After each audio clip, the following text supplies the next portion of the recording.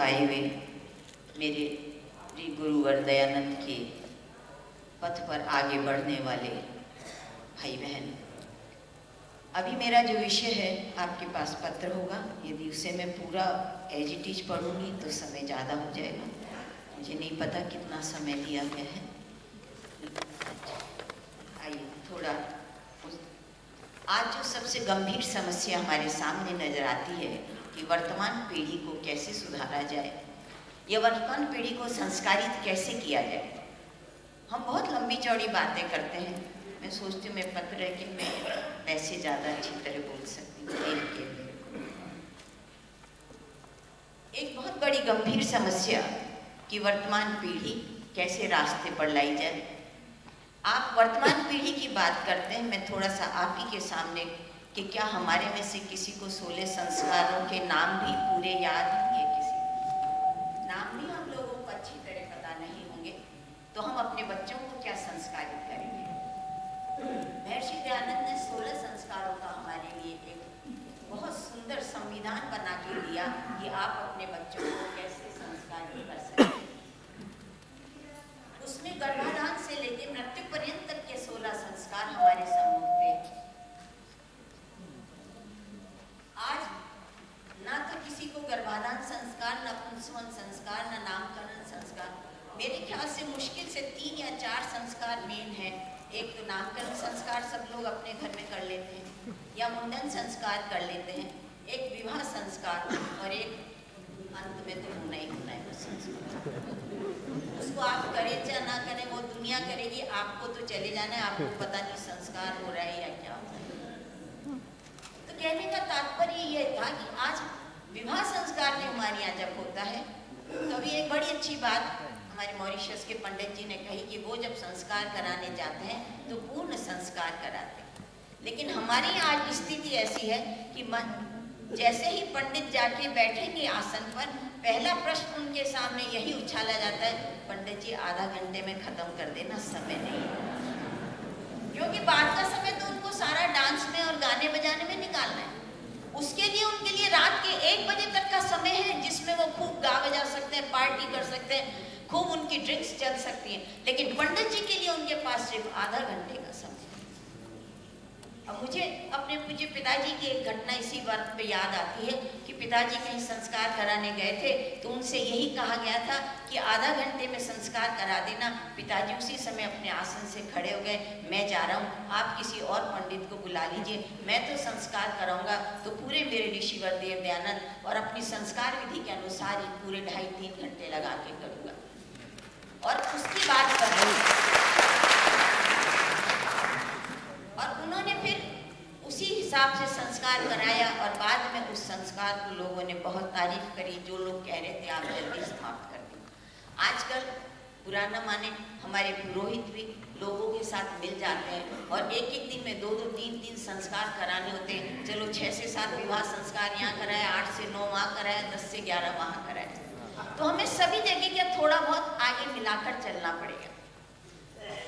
अब हम दोष देते हैं आज की पीढ़ी को। यहाँ मेरी थोड़ी सी विचारधारा आप लोगों से अलग है। मैं आज की पीढ़ी से ज़्यादा दोष जो आज की पीढ़ी को लाने वाले हैं इस धरती पर, उसको ज़्यादा दोष देती। मेरे पिता जब मुझे जगाते थे, देखिए अब अंतर देखिएगा आज की और अब हमारी पीढ़ी में। एक साधारण सी बात कर रही हूँ। मेरे पिता जब मुझे जगाते थे तो प्रातःकाल के मंत्र के साथ जगाते थे, ओम प्रातरग्निम प्रातरिंद्रम हवामहे। और हम उस मंत्रों के साथ अपनी आंख खोलते थे, सब बिस्तर पर बैठते थे, भजन बोलते थे, उसके बाद अपनी अपनी दैनिक कार्यों में लगते थे। आज के माता पिता अपने बच्चे को चलाते हैं टीवी चला के, लाउड म्यूजिक बजा के, आओ बेटा कार्टून देख, चल आंख तो खोल, सुबह हो गई है। फिर ये संस्कारित हम कहाँ से कर रहे हैं अपने बच्चों को? कौन संस्कार देगा इन बच्चों को? ऋषिवर ने तो बना दिए 16 संस्कार, लेकिन हम उन संस्कारों के ऊपर कितना अमल करते हैं, कितना चलते हैं? खाली क्या एक नाम मात्र के लिए, गिनती गिनाने के लिए? अभी मेरे से कोई कह रहा था संस्कारों की ही बात चल रही थी। मैंने कहा मेरे तो 15 संस्कार तो हो गए, अब तो अंतिम संस्कार बचा है, वो मुझे क्या पता, करने वाले जाने, जैसा कर देंगे। लेकिन नहीं, हर संस्कार का अपना कितना महत्व है।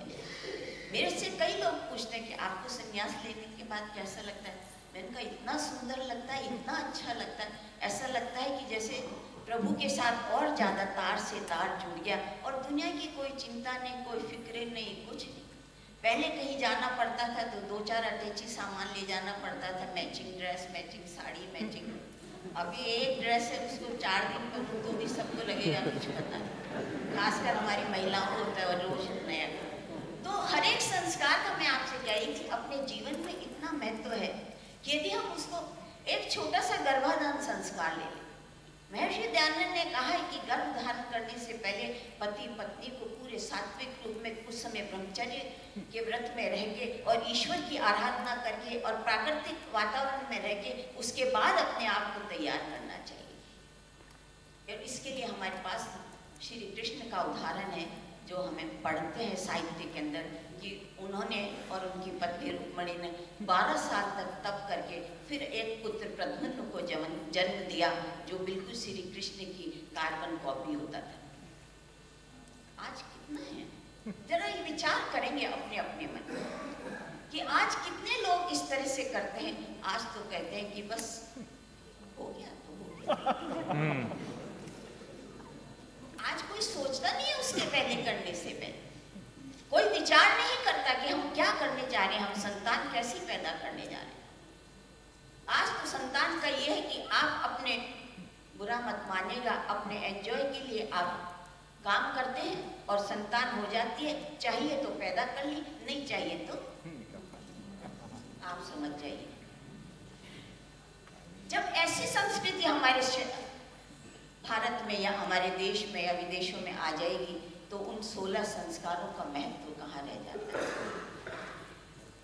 व्यक्ति, बच्चा जब इस जमीन पर आता है तो कहते हैं एक गीली मिट्टी की तरह होता है। कुम्हार के पास एक मिट्टी का डला पड़ा है, उसने उसे चाक पर रखा है, अब वो उसको घुमा रहा है।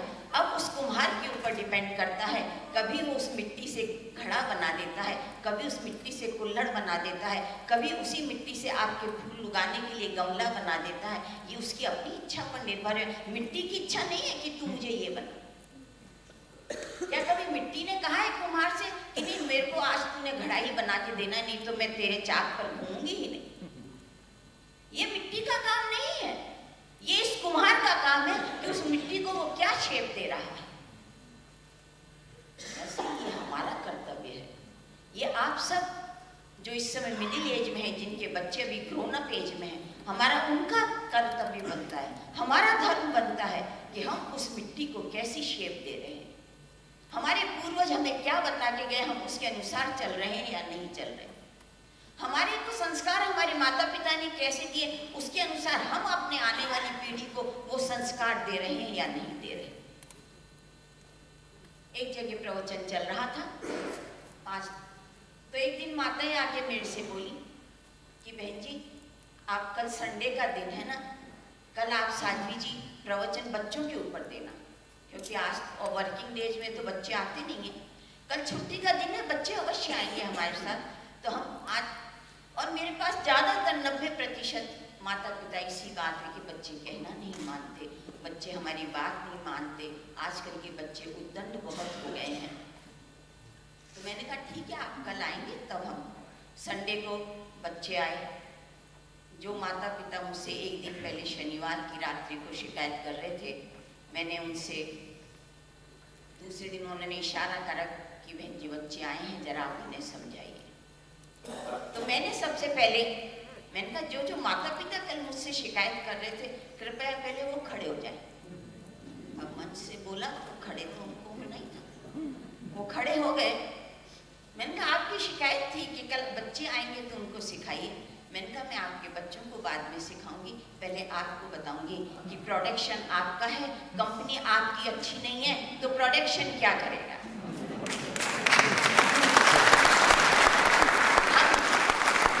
हम बाजार के अंदर कोई सामान लेने में जाते हैं उसके ऊपर मोहर देते हैं कि किस कंपनी का बना हुआ है, हाँ प्रेस्टीज का कुकर है, अच्छा होगा, जरूर खाना बनाते समय फटेगा नहीं। और यदि वो फट जाता है तो आप जरूर किसी गलत कंपनी का माल लेकर आ गए। यदि आपकी संतान आपके कहे अनुसार नहीं चलती, आपकी संतान आपका कहना नहीं मानती और आपकी संतान को आपसे शिकायत है, तो अपने गिरेबान में झांक कर देखिए, क्या आपने उनको संस्कार दिया है? क्या आपने उनको संस्कारित किया है?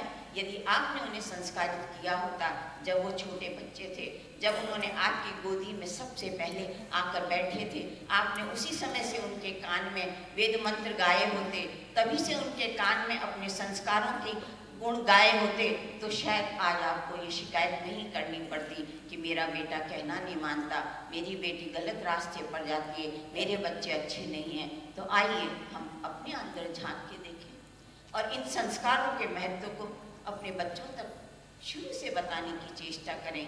हम चाहते हैं जब बच्चा 20-22 साल का हो जाएगा, अभी तो बच्चा है क्या समझता है, जबकि ऋषि वरदयानंद ने कहा है कि बच्चे को 5 साल तक आप जो संस्कार दे देंगे वो उसके जीवन भर चलेंगे, बाद में आप बच्चे को कोई संस्कारित नहीं कर सकते। इसलिए आप जो आज माता पिता हैं, मैं उनसे निवेदन करूंगी कि अपने बच्चों को संस्कारित करें, उनके अपने बच्चों को वो संस्कार बताने की चेष्टा करें और धीरे धीरे उन्हें अपने वैदिक धर्म पर, अपने ऋषिवर के बताए हुए सिद्धांतों को बताएं, ताकि आप लोगों को शिकायत करने का मौका ना मिले कि बच्चे कहना नहीं मानते, बच्चे सही मार्ग पर नहीं जाते।